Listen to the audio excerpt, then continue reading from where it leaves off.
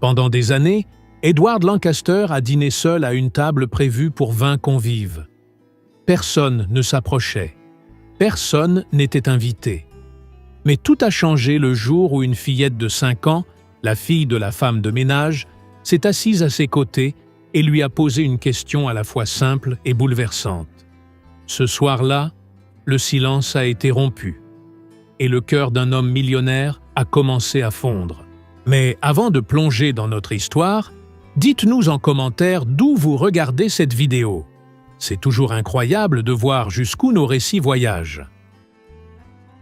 La demeure des Lancaster se trouvait au sommet de la colline la plus haute de la ville. C'était une immense bâtisse aux murs blancs, dotée de grandes fenêtres et d'un jardin qui semblait s'étendre à l'infini. Pourtant, malgré cette beauté, quelque chose clochait. On n'y entendait aucun rire, aucune trace d'enfants jouant, comme si la maison était en deuil perpétuel. Edward avait 72 ans et une fortune que peu pouvaient imaginer. Il avait bâti son empire de ses propres mains, en travaillant jour et nuit pendant des décennies. Mais le succès avait eu un prix élevé. Mariage brisé, enfants ne se manifestant que pour demander de l'argent, neveu hypocrite. Edward avait appris à ne faire confiance à personne. Et, avec le temps, il avait cessé d'essayer. Chaque soir, à 20 heures précises, il descendait l'escalier principal, traversait le long couloir et entrait dans la salle à manger. C'était une pièce gigantesque, avec une table en acajou pouvant accueillir 20 personnes. Mais un seul couvert était mis. Une assiette, un verre, des couverts en argent. Edward s'asseyait toujours en bout de table, dos à la fenêtre, et mangeait dans un silence absolu. Personne n'osait l'interrompre. C'était la règle numéro 1 de la maison. Le personnel était réduit et discret. Un majordome quasi muet, une cuisinière qui préparait des plats impeccables mais sans saveur, et une femme de ménage qui venait 3 fois par semaine. Mais cette dernière avait démissionné la semaine précédente. Elle avait dit ne plus supporter cette atmosphère pesante, ce silence assourdissant. C'est alors qu'Anna est arrivée. Elle avait 32 ans, les cheveux châtains attachés en queue de cheval et des yeux fatigués d'avoir trop pleuré. Veuve depuis 2 ans, Anna élevait seule sa fille Rosie, une fillette de 5 ans, aux boucles brunes et au sourire capable d'illuminer n'importe quel endroit. Mais un sourire ne paie pas les factures. Et les factures s'accumulaient. Quand Anna a vu l'annonce pour le poste chez les Lancaster, elle a su que c'était sa dernière chance. Le salaire était bon, meilleur que tout ce qu'elle avait vu jusque-là. Mais un détail l'a inquiétée.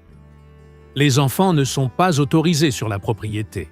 Anna a regardé Rosie, assise sur le tapis du salon, jouant avec une poupée en tissu.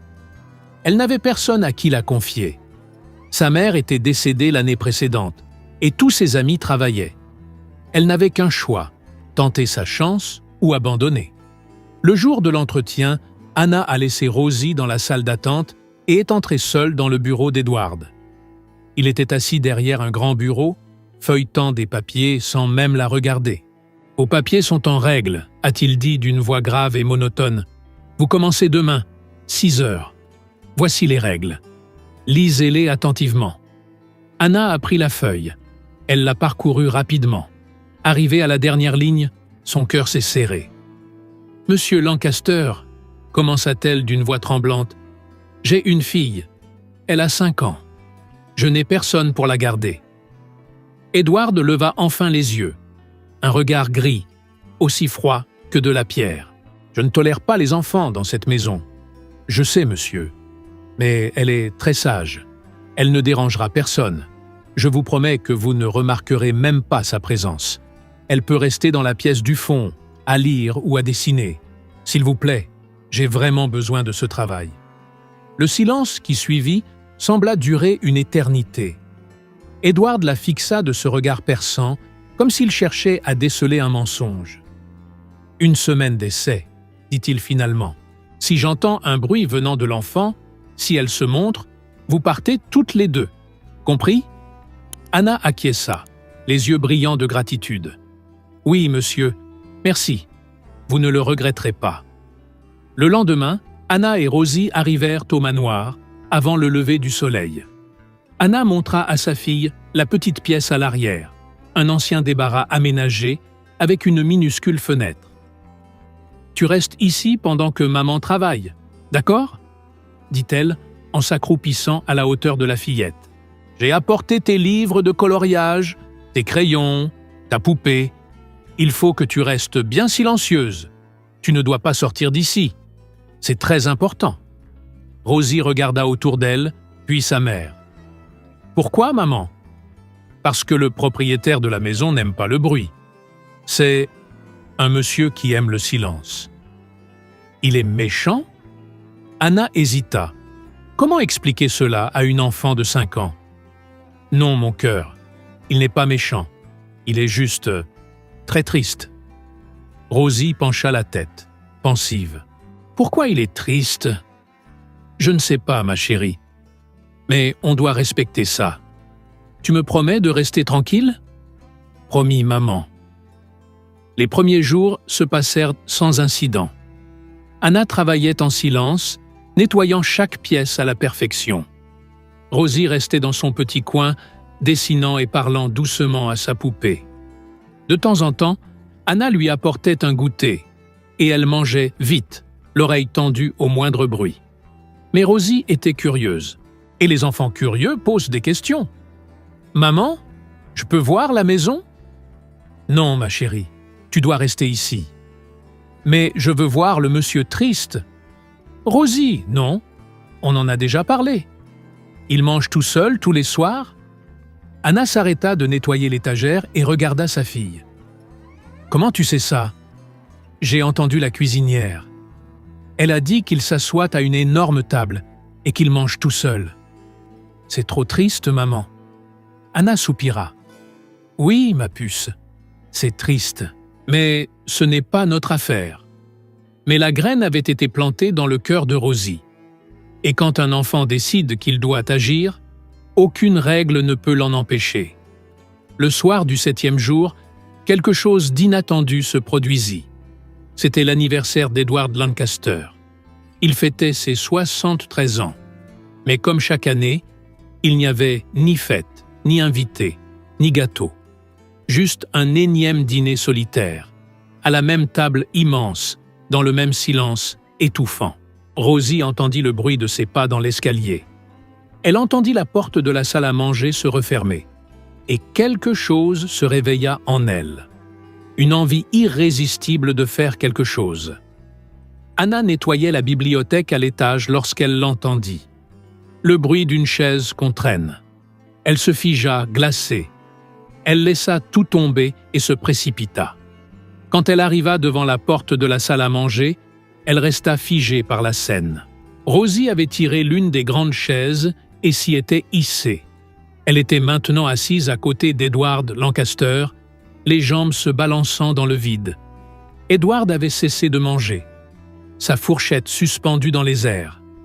Il regardait la petite fille avec une expression indéchiffrable. Surprise? Colère? Incompréhension? « Rosie, » murmura Anna, affolée, « viens ici tout de suite. » Mais avant qu'elle ne puisse entrer, Rosie parla. Sa voix était douce, calme, sans aucune peur. « Tu es tout seul parce que tu es méchant? Ou parce que tu es puni ?» Le monde sembla s'arrêter. Edward Lancaster, l'homme que tout le monde craignait, le géant froid qui n'autorisait même pas un sourire en sa présence, était complètement figé. Personne n'avait jamais parlé à Edward de cette manière. Personne n'en aurait eu l'audace. Mais Rosie ne le savait pas. Pour elle, il n'était qu'un vieux monsieur triste qui dînait seul tous les soirs. Et dans la logique simple d'une enfant de 5 ans, il n'y avait que 2 raisons pour être seul. Soit on était méchant, soit on avait fait une bêtise et on était puni. Edward posa lentement sa fourchette. Ses grandes mains marquées par le temps tremblaient légèrement. Il ouvrit la bouche pour dire quelque chose, mais aucun mot n'en sortit. Anna vit sa mâchoire se crisper. « Rosie, viens ici tout de suite, » dit Anna, d'une voix ferme mais pleine de crainte. Rosie regarda sa mère, puis à nouveau Edward. « Mais je voulais juste savoir, maman. Il est toujours tout seul. C'est pas juste. »« Petite, » murmura Edward d'une voix rauque et basse, « tu ne devrais pas être ici. »« Je sais, » répondit Rosie avec une sincérité désarmante. « Maman m'a dit que je ne dois pas faire de bruit. Mais aujourd'hui, c'est ton anniversaire. C'est la cuisinière qui l'a dit. Et personne ne devrait être seul le jour de son anniversaire. » Anna sentit les larmes lui monter aux yeux. Elle savait que c'était fini. Son travail était perdu. Elle devrait partir dès ce soir. Elle calculait déjà combien de temps elle pourrait tenir avec le salaire qu'elle avait reçu.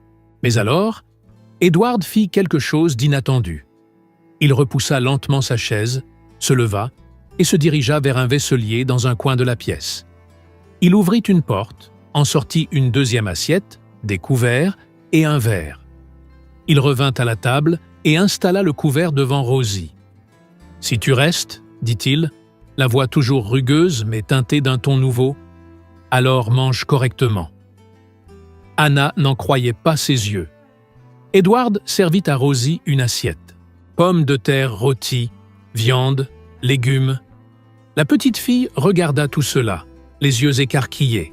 « C'est beaucoup, » s'exclama-t-elle. « Alors mange ce que tu peux. » Edward reprit sa place et recommença à manger. Mais quelque chose avait changé. Il n'était plus aussi rigide. Ses épaules étaient légèrement voûtées. Il mâchait lentement, pensif. Rosie attrapa la fourchette, bien trop grande pour sa main, et se mit à manger. Après quelques minutes de silence, elle parla de nouveau. « Mon papa aussi mangeait tout seul avant de mourir. » Edward cessa de mâcher. Anna, toujours figée près de la porte, sentit son cœur se serrer. Il était malade, poursuivit Rosie d'un ton paisible, comme si elle racontait une histoire. Il restait dans sa chambre. Maman lui apportait à manger, mais il ne voulait pas qu'on reste avec lui. Il disait qu'il ne voulait pas qu'on le voie comme ça. Mais moi, je me glissais en cachette parfois, juste pour lui dire bonne nuit. « Et tu sais ce que j'ai découvert ?» Edward ne répondit pas, mais il ne la quittait pas des yeux. « J'ai découvert qu'il pleurait quand il était seul. Les adultes aussi, ils pleurent. Je ne le savais pas avant. Le silence qui suivit n'était plus celui, vide et oppressant, habituel dans cette maison. Je suis désolé pour ton papa, dit Edward, et pour la première fois, sa voix avait quelque chose de doux. Merci, répondit Rosie. Toi aussi, tu as perdu quelqu'un ? Edward resta silencieux un long moment.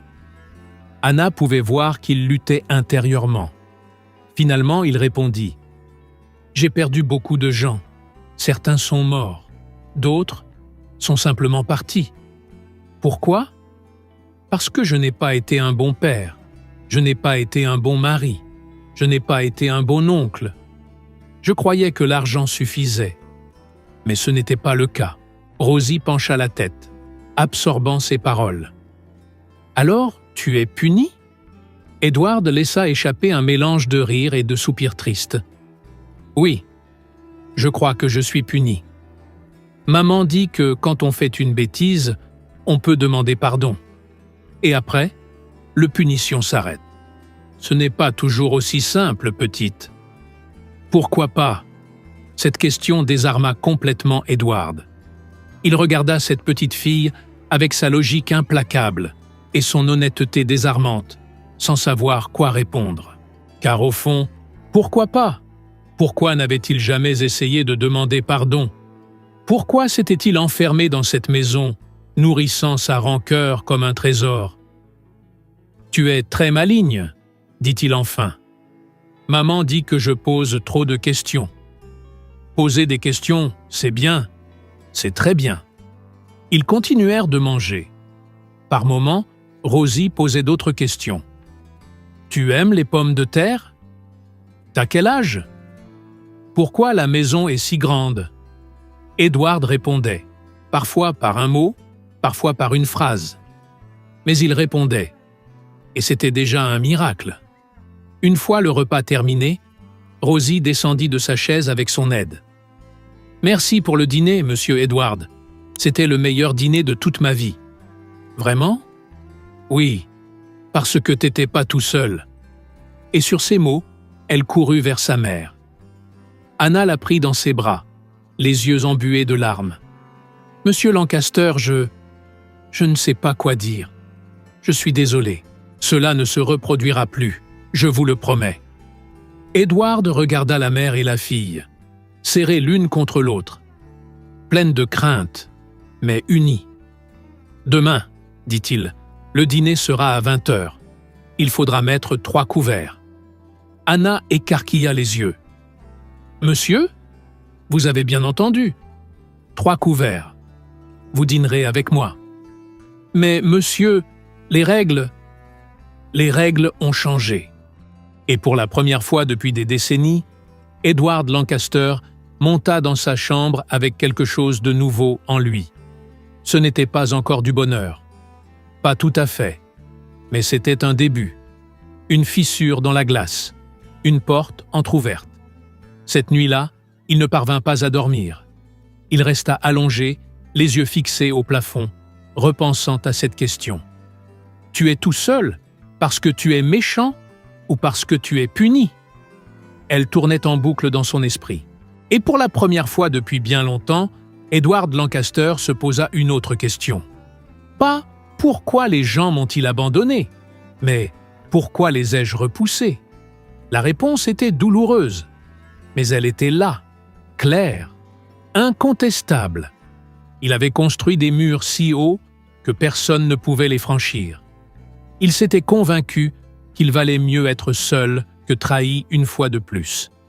Mais en agissant ainsi, il s'était enfermé dans sa propre prison. Les semaines qui suivirent transformèrent la demeure Lancaster d'une façon que personne n'aurait pu imaginer. Le dîner, autrefois un rituel solitaire et funèbre, s'était rempli de voix. Rosie racontait des histoires de l'école. Anna partageait les recettes de sa grand-mère. Et Edward, peu à peu, commençait à parler de sa propre vie. Pas tout, pas d'un coup, mais par fragments, comme quelqu'un qui réapprend à faire confiance. C'est la cuisinière qui remarqua le changement en premier. Monsieur Lancaster demandait désormais d'autres plats. Il voulait des desserts. Il avait même réclamé un gâteau au chocolat, parce que Rosie l'avait mentionné. Le majordome, qui était muet par choix et non par nécessité, entendait maintenant des rires provenant de la salle à manger. Et cela le troubla tellement qu'il dut s'asseoir un moment pour comprendre ce qui se passait. Edward commença à faire de petits changements. Il acheta des livres pour enfants qu'il installa dans la bibliothèque. Il fit rénover la pièce où Rosie restait, y ajoutant un vrai lit, une armoire, des étagères pour ses jouets. De son côté, Rosie avait adopté Edward comme son grand-père de cœur. Elle le cherchait après l'école pour lui montrer ses dessins, lui demandait de lire des histoires. Et Edward, qui n'avait jamais eu de patience pour cela quand son propre fils était petit, découvrait qu'il adorait ça.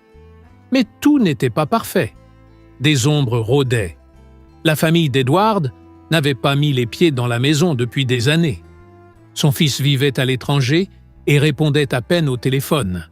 Ses neveux ne se montraient que pour signer des papiers ou demander de l'argent. Mais lorsque des rumeurs commencèrent à circuler à propos d'une femme et d'une enfant vivant chez le vieux, leur attention se réveilla aussitôt. Stephanie Lancaster, la nièce d'Edward et fille de son frère défunt, fut la première à se présenter. Âgée d'une 40aine d'années, habillée en haute couture, manucure impeccable, elle affichait un sourire qui ne touchait jamais ses yeux. Son mari avait tout perdu dans de mauvais investissements, et l'héritage d'Edward représentait son dernier espoir de maintenir son train de vie. Elle arriva un samedi après-midi, sans prévenir. Elle sonna et entra comme si la maison lui appartenait. « Tonton Edward » lança-t-elle d'une voix mielleuse. « Tu m'as tellement manqué !» Edward était dans le salon, en train de jouer aux dames avec Rosie. Il leva les yeux et fronça les sourcils. « Stéphanie, qu'est-ce que tu veux ?»« Quelle façon d'accueillir ta nièce préférée ?» dit-elle en riant faux. « Je suis venue te rendre visite. Ça fait si longtemps. 3 ans, pour être précis. Tu avais dit que tu étais trop occupé pour rendre visite à un vieux grincheux. Le sourire de Stéphanie vacilla, mais elle se reprit rapidement. J'étais vraiment très prise, tonton. Mais maintenant, je suis là. Et qui est cette adorable petite? Je m'appelle Rosie. Enchantée! C'est la fille d'Anna qui travaille ici, expliqua Edward d'un ton qui ne laissait place à aucune discussion. Mais Stéphanie n'était pas dupe. Elle vit les livres pour enfants, la façon dont Edward regardait la fillette avec tendresse. Elle comprit le danger. « C'est mignon », dit-elle d'une voix glaciale. « Tonton, on peut parler en privé ?» Edward soupira, mais se leva. « Rosie, je reviens tout de suite. Ne bouge pas d'ici, d'accord ? » »« D'accord, papy Edward. » Le mot « papy » ne passa pas inaperçu pour Stéphanie. Elle suivit Edward jusqu'à son bureau. Dès que la porte fut fermée, son masque tomba. « Papy ? Sérieusement ? Tonton ? Et alors ? Et alors ? Tu ne vois pas ? Tu es manipulé ? Cette femme s'est incrustée ici avec sa gamine pour te faire changer ton testament ? Stéphanie, tu dis n'importe quoi. Moi ? Tonton, réfléchis. Une veuve sans le sou débarque de nulle part avec une jolie petite fille. Et tout à coup, tu joues les grands-pères ? C'est une arnaque évidente. Edward sentit la colère monter. Anna travaille honnêtement. Rosie est une enfant innocente. Tu n'as aucun droit de parler d'elle comme ça. J'ai le droit de te protéger et de protéger notre famille. Cet argent nous revient de droit. Ton droit ? Edward fit un pas vers elle, la voix dangereusement calme. Tu viens ici tous les 3 ans, uniquement pour demander quelque chose. Tu ne m'as jamais appelé pour savoir comment j'allais, jamais proposé de passer du temps avec moi. Et maintenant, parce que 2 personnes qui tiennent vraiment à moi vivent ici, tu viens parler d'héritage ? Stéphanie serra sa sacoche. Tonton, je veux juste t'aider. Ces gens vont te manipuler, puis t'abandonner. Sors de chez moi. Quoi ? Tu m'as entendu. Dehors. Maintenant. Stéphanie devint rouge de rage. Tu vas le regretter. Je vais prouver que cette femme est une voleuse. Et quand j'aurai les preuves, tu viendras me supplier de te pardonner. Elle partit en claquant la porte. Edward resta seul dans son bureau, tremblant de colère, mais aussi d'inquiétude, car il connaissait Stéphanie, et il savait de quoi elle était capable. Les jours suivants furent tendus. Stéphanie revint 2 fois, avec des excuses bancales. Elle observait, notait des choses, prenait discrètement des photos. Anna le remarqua et s'inquiéta. « Monsieur Lancaster, peut-être que moi et Rosie devrions partir quelque temps. Je ne veux pas créer de problème. Vous n'irez nulle part. Cette maison est autant la vôtre que la mienne. » Mais la tempête approchait. Un jeudi, Stéphanie se présenta accompagnée d'un avocat et de 2 policiers. Elle affichait un air triomphant. « Tonton Edward, je suis désolé, mais ta domestique est une voleuse. » Anna pâlit. « Qu'est-ce que vous racontez ?»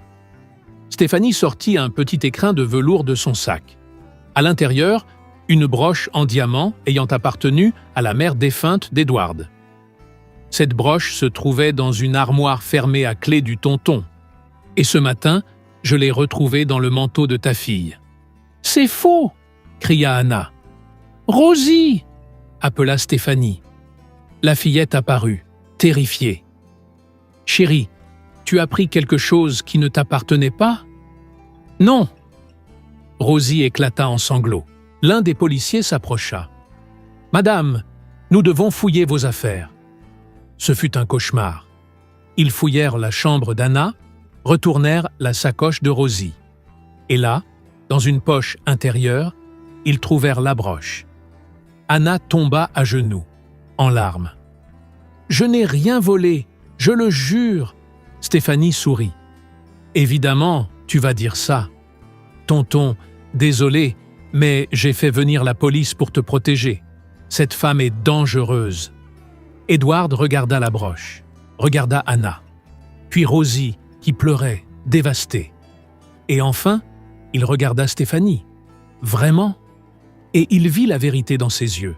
Le triomphe. La cruauté calculée. « Stéphanie, dit-il, d'une voix calme mais tranchante, c'est toi qui as mis cette broche-là. Tonton, comment peux-tu dire ça? Parce que je te connais, et parce que cette broche était dans mon tiroir personnel, un tiroir que seul moi peux ouvrir. Et toi, à qui j'ai donné un double de clé, il y a des années. » Le sourire de Stéphanie vacilla. « Tu as volé cette broche dans ma chambre, » poursuivit Edward, « et tu l'as glissée dans le manteau de cette petite. Tout ça pour les faire partir d'ici et sécuriser ton héritage. »« Tonton, tu es devenu fou !» Edward se tourna vers les policiers. « Messieurs les agents, je ne vais pas porter plainte contre cette femme, » dit-il en désignant Anna, « car elle est innocente. Mais je veux que vous notiez que ma nièce a tenté de monter une fausse accusation. Et je veux que tous les membres de ma famille soient informés qu'ils sont désormais interdits d'entrer sur cette propriété. »« Tonton, dehors !» La voix d'Edward résonna dans toute la demeure. « Dehors, et ne reviens jamais. Toi et tous les autres parasites. Vous avez eu des décennies pour vous soucier de moi. C'est trop tard maintenant. » Stéphanie quitta la maison furieuse, menaçant de poursuites judiciaires. Mais Edward s'en fichait. Il s'agenouilla devant Rosie et la prit dans ses bras. « Tout va bien, ma petite. Tout va bien maintenant. » Les années qui suivirent furent les plus belles de la vie d'Edward Lancaster. Lui qui avait passé des décennies à bâtir des fortunes tout en détruisant ses relations, avait enfin compris ce qui comptait vraiment. Ce n'étaient pas les chiffres sur un relevé bancaire, ni les propriétés ou les actions.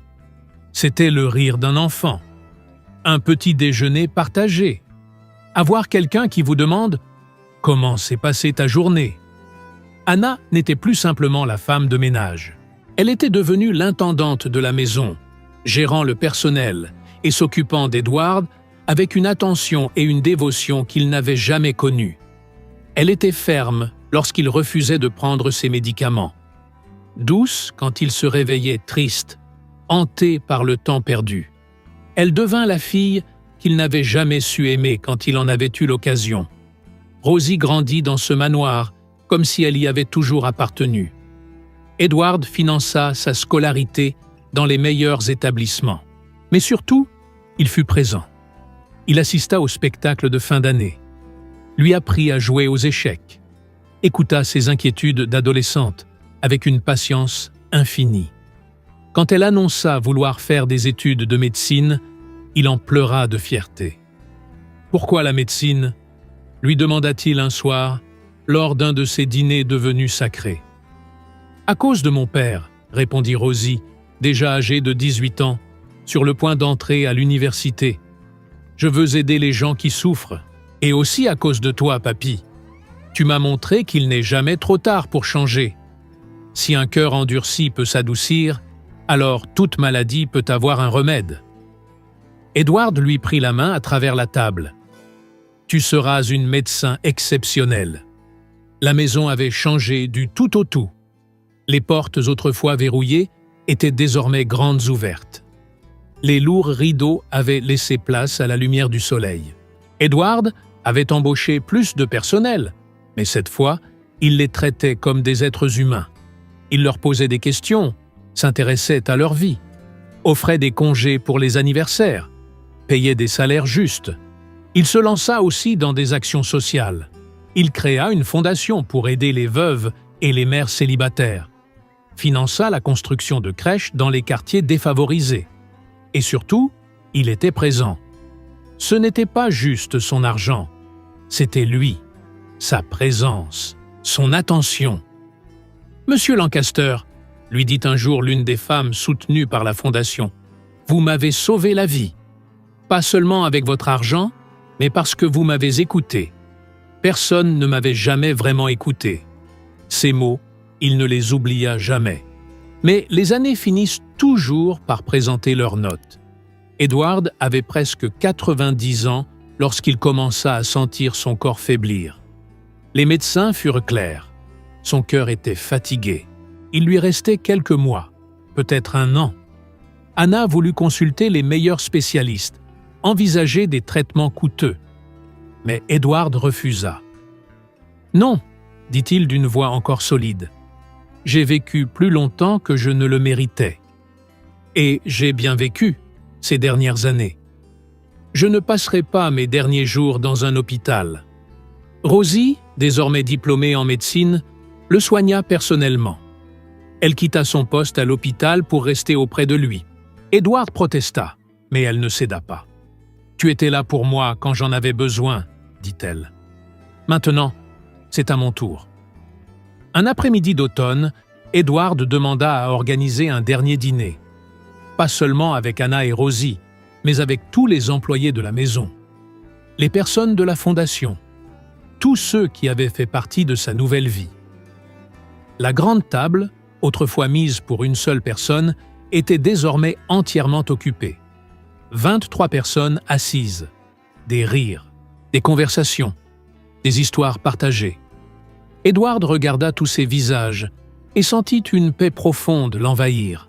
« Je voudrais dire quelque chose », annonça-t-il. Le silence se fit. « J'ai passé 70 ans de ma vie à bâtir des murs, à croire qu'il fallait que je me protège, à penser que le monde était cruel et que je devais l'être encore plus pour survivre. Et j'ai survécu. Je suis devenu riche, puissant, mais j'étais mort à l'intérieur. » Il regarda Rosie. Jusqu'au jour où une fillette de 5 ans s'est assise à côté de moi et m'a posé une question. Une question toute simple, mais qui a tout changé. Elle m'a fait comprendre que je n'étais pas seul parce que le monde était mauvais. J'étais seul parce que j'avais choisi de l'être. Les larmes coulaient librement à présent. Vous m'avez sauvé. Pas seulement Rosie et Anna. Vous tous. Vous m'avez montré que la famille, ce n'est pas le sang. C'est un choix. C'est être là. C'est partager la table. Partager la vie. Il leva son verre. Alors merci. Merci de m'avoir offert une seconde chance. De m'avoir réappris à aimer. D'avoir transformé cette maison, qui était un tombeau, en un foyer. Tous levèrent leurs verres. Beaucoup pleuraient aussi. Ce soir-là, après le départ des invités, Edward demanda à rester seul avec Anna et Rosie. Tous trois s'assirent dans le salon, là où tout avait commencé, avec une partie de dames. « Rosie, dit Edward, tu m'as demandé un jour si j'étais seul parce que j'étais méchant ou parce que j'étais puni. Tu veux savoir la vraie réponse ? Oui, j'étais seul, parce que j'avais peur. Peur d'aimer et de perdre. Peur de faire confiance et d'être trahi. Alors j'ai éloigné tout le monde. Mais tu sais ce que j'ai découvert ? Avoir peur de vivre, c'est pire que toutes les trahisons. Parce que quand tu n'aimes pas, tu ne vis pas. Tu fais juste semblant d'exister. Et maintenant ? Demanda Rosie en lui prenant la main. Maintenant, j'ai vécu. Pour de vrai. Et je peux mourir en paix. Edward s'éteignit 3 jours plus tard, paisiblement, dans son lit, avec Anna et Rosie à ses côtés. Son visage était serein. Pour la première fois depuis des décennies, il semblait rajeuni. Le testament fut lu 1 semaine plus tard. Stéphanie et les autres neveux se présentèrent, encore pleins d'espoir. Mais lorsque l'avocat ouvrit le document, leurs visages pâlirent. Edward avait laissé des montants symboliques à ses parents de sang, juste assez pour qu'ils ne soient pas totalement exclus. Mais l'essentiel de sa fortune fut partagé en 3 parts égales. 1 tiers pour Anna, 1 tiers pour Rosie et 1 tiers pour la fondation qu'il avait fondée. Mais il y avait encore une chose, une lettre. À ceux qui espéraient hériter de ma fortune par droit de sang, vous avez eu des années pour hériter de mon amour, de mon temps, de ma compagnie. Vous avez choisi de ne pas être là. Anna et Rosie m'ont offert ce que vous ne m'avez jamais donné, une famille. Elles héritent de ma fortune parce qu'elles m'ont offert quelque chose de bien plus précieux. Elles m'ont donné la vie. Stéphanie déchira sa copie du testament et quitta la pièce. folle de rage. Le manoir Lancaster ne fut pas vendu. Anna décida de le transformer en un refuge pour femmes en situation de vulnérabilité. Un lieu où les mères célibataires et les veuves pouvaient recommencer, où les enfants pouvaient grandir en sécurité, où personne n'aurait plus jamais à manger seul. La grande table de la salle à manger était désormais toujours pleine. Chaque jour, des dizaines de personnes s'y asseyaient. On y partageait des repas. On y partageait des histoires. On y partageait la vie. Et juste au-dessus du fauteuil de tête, celui où Edward s'asseyait autrefois, Anna fit poser une plaque. On pouvait y lire « Personne ne devrait manger seul ». Des années plus tard, Rosie, devenue une médecin respectée, revenait souvent dans cette maison. Elle s'asseyait sur la même chaise qu'elle avait occupée à l'âge de 5 ans. Elle regardait la table remplie de monde et elle souriait. Parce qu'elle comprenait. Elle comprenait que sa question innocente avait non seulement sauvé un homme, mais qu'elle avait créé un héritage. Un héritage fait d'amour, d'inclusion et de seconde chance. Et chaque fois qu'une nouvelle famille franchissait les portes de la maison, perdue, apeurée, Rosie tenait à les accueillir elle-même. Et elle disait toujours la même chose.